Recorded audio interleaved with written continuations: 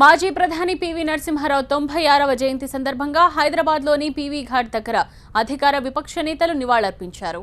తెలంగాణ మంత్రులు నాయని నరసింహారెడ్డి, తలసాని శ్రీనివాస్, బీజేపీ తెలంగాణ అధ్యక్షుడు లక్ష్మణ్ పివి ఘాట్ దగ్గర నివాళులర్పించారు. ప్రధానిగా పివి నరసింహారావు చేసిన సేవలకు గాను భారతరత్న ఇవ్వాలని, ఢిల్లీలో పివి స్మారక చిహ్నాన్ని ఏర్పాటు చేయాలని కోరారు మంత్రి నాయని.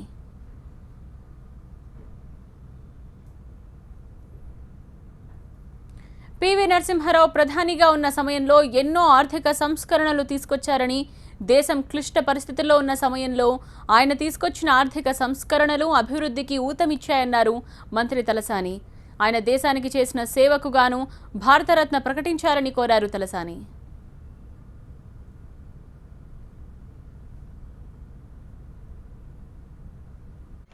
ఈరోజు యావత్ భారతదేశంలో కూడా వారు చేసినటువంటి సేవలని ఒక క్లిష్టమైనటువంటి పరిస్థితిలో భారతదేశం ఉన్నటువంటి సందర్భంలో వారు ప్రధానమంత్రిగా పదవి బాధ్యతలు చేపట్టిన తర్వాత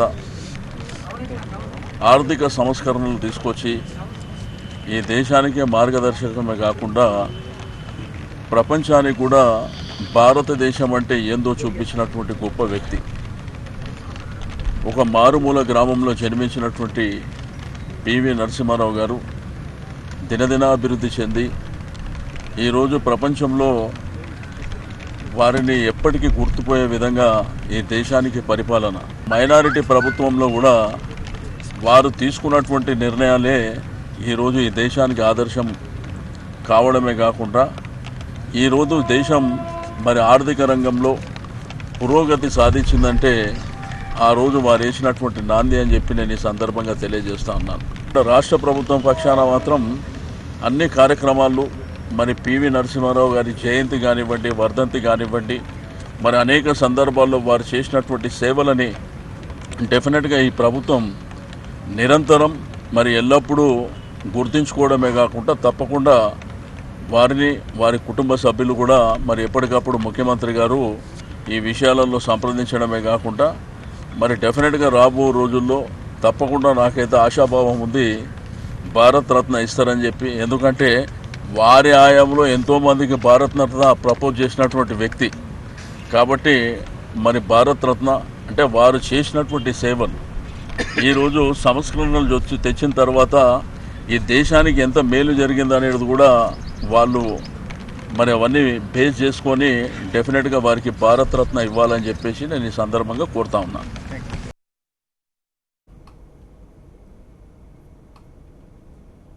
గుర్తింపు తీసుకొచ్చిన దాంట్లో ఏమాత్రం కూడా మరి రెండో ఆలోచన ఉండడానికి వీల్లేదు. దక్షిణాది నుంచి, తెలంగాణ నుంచి ఒక క్లిష్ట సమయంలో దేశం ఆర్థికంగా సంక్షోభంలో ఉన్న సందర్భంలో నెహ్రూ గాంధీ కుటుంబానికి వెలుపల వ్యక్తిగా ప్రధానమంత్రిగా వారు నిర్వర్తించిన బాధ్యతలు చరిత్రలో సువర్ణాక్షరాలు లిఖించేది. వారు ప్రవేశపెట్టినటువంటి ఆర్థిక సంస్కరణలు ఆనాడు ఈ దేశాన్ని గట్టెక్కించడానికి, ఆర్థికంగా చితికిపోయినటువంటి దేశాన్ని గట్టెక్కించడానికి తనదైనటువంటి శైలిలో కాంగ్రెస్ పార్టీ క్లోజ్డ్ ఎకానమీ పాలసీకి భిన్నంగా ఈ లిబరలైజేషన్ వారు తీసుకురావడం వల్లనే ఈరోజు ప్రైవేట్ పెట్టుబడులు, అనేక ప్రభుత్వ సంస్థలు నష్టాల ఊబిలో నెట్టబడుతున్న వాటికి వెలికి తీసి కాపాడినటువంటి గొప్ప ఆర్థిక సంస్కరణవేత్త పివి నరసింహారావు గారు. దేశానికి వన్నె తెచ్చిన వ్యక్తిని మరి ఆ రకంగా ఢిల్లీలోనే ఏక్తా స్థల్ ఒకటి నిర్మాణం చేసి ఒక మరి భక్తి కేంద్రంగా, ఒక స్మృతి చిహ్నంగా ప్రభుత్వం ద్వారా మరి ఈరోజు దాన్ని లాంఛనంగా ప్రారంభం చేసుకోవడం కాకుండా భవిష్యత్తులో కూడా వారికి ఇంకా అనేకమైనటువంటి తప్పకుండా వారికి భారత రత్న ఇవ్వడంలో కూడా కేంద్ర ప్రభుత్వం సానుకూలంగా స్పందిస్తుందని ఆశాభావం వ్యక్తం చేస్తూ భారతీయ జనతా పార్టీ రాష్ట్ర శాఖ నుంచి వారికి నివాళులు అర్పిస్తూ మరి వారు చేసినటువంటి సేవలు, వారి ఆశయ సాధనకు మరి యువకులు ముందుకు రావాల్సిందిగా కూడా నేను కోరుతాను. పివి నరసింహారావు గారు గొప్ప మేధావి. వారు చేపట్టని పదవి లేదు. ఏ పదవిని చేపట్టినా దానికి న్యాయం చేశారు. ఫారిన్ అఫైర్స్ మినిస్టర్గా భారతదేశ కీర్తి ప్రతిష్టల్ని పెంచేదానికి ప్రయత్నం చేశారు. భారత ప్రధానిగా అన్ని దేశాలతో మిత్రత్వాన్ని నిలిపి దేశ గౌరవాన్ని, దేశ ప్రతిష్టని ఇనుమడింపజేసిన మహానాయక. ఇందిరాగాంధీ,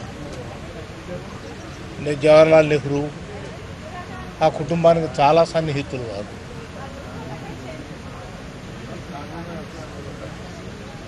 మంత్రిగా, ముఖ్యమంత్రిగా,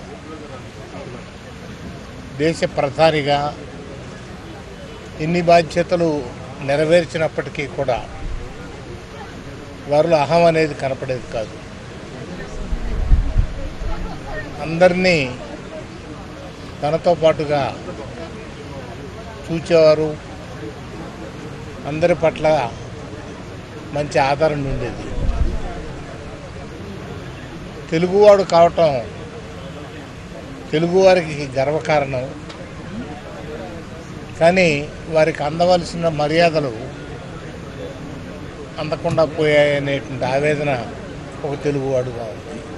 చాలామంది వారికి భారతరత్న ఇవ్వాలి అని కోరుతూ ఉన్నారు. ఆ కోరికని కేంద్ర ప్రభుత్వం పరిగణనలోకి తీసుకుని